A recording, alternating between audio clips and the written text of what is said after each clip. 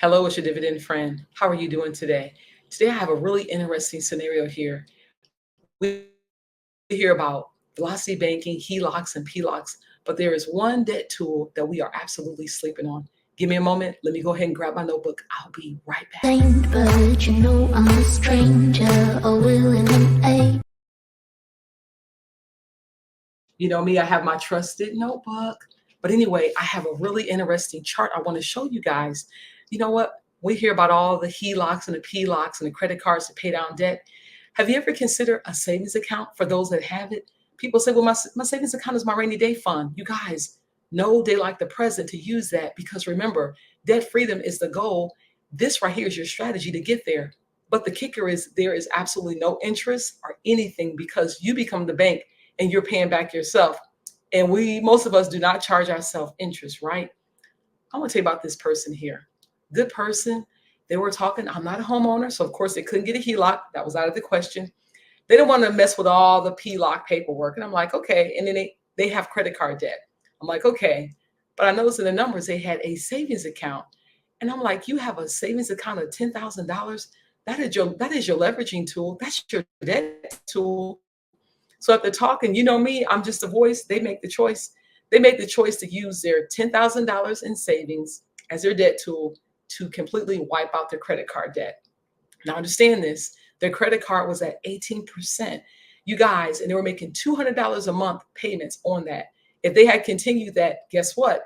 They're going to pay that credit card off in 7 years, making the minimum payments in 10 months. They're going to give the bank not only the $10,000 they owe them, but they're going to give them additional $8,622.21. There is no way, you guys, it doesn't work. So after talking in consideration, they're using their savings account. They wrote a check out of their savings account to the credit card company, completely wiping out any credit card at all. They're done with their credit card. But now the goal is to pay back themselves. So I want you to watch. I've developed their chart. Pay attention here. They actually bring in $2,700 a month. That's a really good income for one person in the United States. I think it's pretty good. Look at their numbers here. Their expenses are $1,922.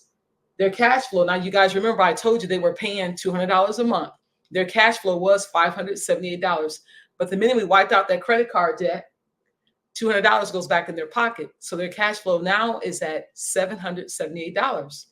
Now, this is our aggressive goal to pay back themselves the $10,000 using their positive cash flow. Let's take a look at it. Month one, we're going to go ahead and inject the cash flow, $778.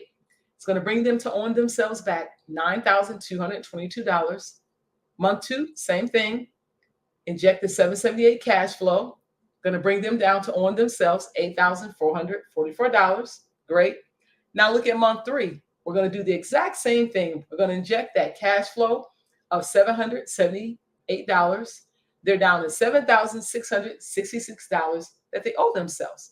Month four, you guys, we're a third of the way into the year. They're going to inject once again $778.